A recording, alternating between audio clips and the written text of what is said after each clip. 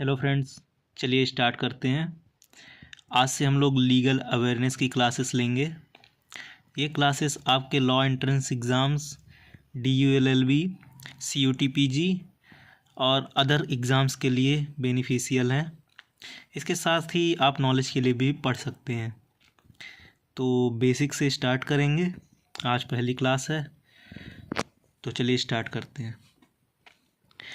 Hindi English दोनों में अपन पढ़ेंगे। फोकस हिंदी पे ज़्यादा रहेगा और लिखा तो आपको इंग्लिश में दिया जाएगा। ठीक है, तो what is legal awareness? Legal awareness क्या है? तो जैसे जान सकते हैं आप लोग, लीगल अवेयरनेस हमें हमारे लीगल राइट्स और रिस्पॉन्सिबिलिटीज़ की लीगल नॉलेज को सिखाता है एवं लीगल सिस्टम में इंडिविजुअल और ऑर्गेनाइजेशन की कार्यप्रणाली को समझाता है। इसके साथ ही यह हमें विभिन्न तरह के लॉस, रेगुलेशंस एवं लीगल प्रोसीजर्स को बताता है जो हमें डेली लाइफ पे इम्पैक्ट करते हैं। तो ये तो हो गया क्या है लीगल अवेयरनेस। ठीक, समझ में आ गया होगा। ठीक है, आगे चलते हैं। अब हम जानेंगे कि लीगल अवेयरनेस पढ़ना क्यों ज़रूरी है। Why the legal awareness important. तो ये बेसिक सी बात है कि लीगल अवेयरनेस पढ़ना हमें अपने राइट्स और उसको कैसे इम्प्लीमेंट किया जाए इसके बारे में आप इससे जान सकते हैं। और क्या राइट अगर आप जानते रहेंगे तो आप अपने आप को ही बचा सकेंगे, सामने वाले को भी बचा सकेंगे और आपको अपने अधिकार पता रहेंगे। तो ये आपके लिए बेनिफिशियल ही है। इसके साथ ही अगला topic, why is legal awareness important for law student. Legal awareness तो एक सिंपल सी बात सभी को जानना चाहिए, लेकिन लॉ स्टूडेंट्स के लिए ये और ही ज़्यादा बेनिफिशियल है और ही ज़्यादा क्यों जानना चाहिए। तो ये जो है तो आपके स्किल और नॉलेज के लिए इम्पॉर्टेंट है। जब आपको पता रहेगा कि हमारे लिए कौन से कानून में कौन सी बात लिखी गई है तो आप उसको रियल वर्ल्ड पे भी इम्प्लीमेंट कर सकते हैं। फंडामेंटल जो थ्योरेटिकल कॉन्सेप्ट हैं उसको आप प्रैक्टिकल रियलिटी में भी बदल सकते हैं, लेकिन उसके लिए आपको लीगल अवेयरनेस जानना ज़रूरी रहेगा। अगला है, अब हम कुछ इम्पॉर्टेंट टॉपिक्स कवर करेंगे, जैसे लॉ ऑफ टॉर्ट्स क्या है, क्रिमिनल लॉ क्या है, लॉ ऑफ कॉन्ट्रैक्ट्स क्या है, कॉन्स्टिट्यूशनल लॉ क्या है, लीगल टर्म्स कौन कौन से हैं, और रिसेंट जुडिशियल जो जजमेंट्स आए हैं वो जानेंगे, अदर मिसलेनियस लॉ उनके बारे में जानेंगे।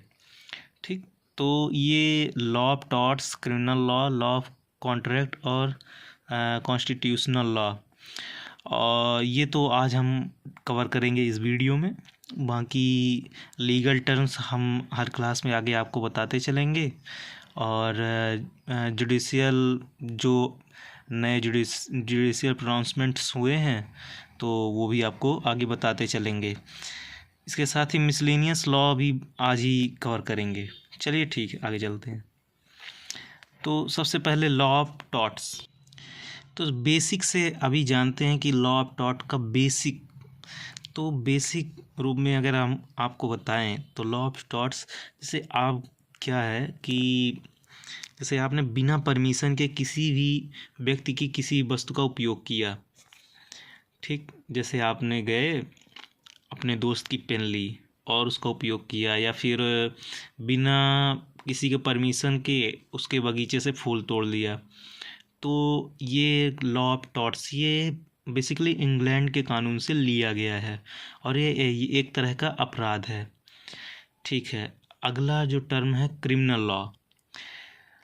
क्रिमिनल लॉ जिसमें पहले IPC CRPC आती थी, अब BNS ये है क्रिमिनल लॉ। जैसे चोरी डकैती है ना, तो और जो क्राइम कमिट करे, जो सीरियस एलिगेशंस वाले होते हैं, वो सब क्रिमिनल लॉ के अंडर आते हैं। ठीक, अब लॉ ऑफ कॉन्ट्रैक्ट्स, ये बहुत ही अच्छा लॉ है, लॉ ऑफ कॉन्ट्रैक्ट्स।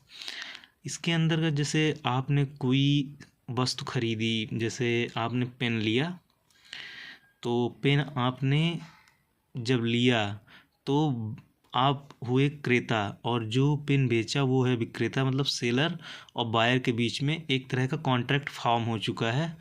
ठीक, एक कंसिडरेशन हुआ है इनके बीच में। तो किसी चीज़ को खरीदना और खरीदने पे जो खरीदने वाला है और जो बेचने वाला है उसके बीच में जो कॉन्ट्रैक्ट हुआ है वो लॉ ऑफ कॉन्ट्रैक्ट्स पे आएगा। ठीक, कॉन्स्टिट्यूशनल लॉ ये सबसे महत्वपूर्ण लॉ है, सबसे वेरी इंपॉर्टेंट कॉन्स्टिट्यूशनल लॉ। तो इसमें क्या होता है कि आपको कॉन्स्टिट्यूशन से क्या क्या अधिकार प्राप्त हैं वो सारी चीज़ें कॉन्स्टिट्यूशनल लॉ के अंतर्गत आती हैं। जैसे फंडामेंटल राइट्स आपको जितने प्राप्त हैं वो सारे कॉन्स्टिट्यूशनल लॉ के अंतर्गत आएंगे। ठीक, उसके बाद ये है अदर मिसलेनियस लॉ। जैसे हमने लिखा है डाउरी प्रोहिबिटेशन लॉ। तो डाउरी मतलब दहेज लेना, दहेज देना और दहेज की डिमांड करना, ये तीनों अपराध हैं। तो डाउरी लॉ हो गया और डाउरी एक्ट मतलब, और इसके साथ ही मतलब ऐसे छोटे छोटे कानून जो बहुत ज़्यादा आवश्यक हैं लेकिन उनको अलग से बनाया गया है, उसकी इम्पोर्टेंस के चलते वो बहुत ज़्यादा इम्पोर्टेंट है। उन सारी चीज़ों को, उन सारे जो एक्ट्स हैं तो उनको अदर मिसलेनियस लॉ में रखा गया है।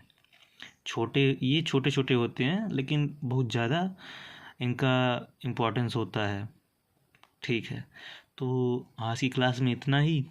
बाकी की वीडियोस आपको लगातार मिलती रहेंगी और इनका डिटेल्स हम स्टेप बाय स्टेप जैसे आगे बढ़ती जाएगी क्लासेस वैसे शॉर्ट में बताएंगे आपको।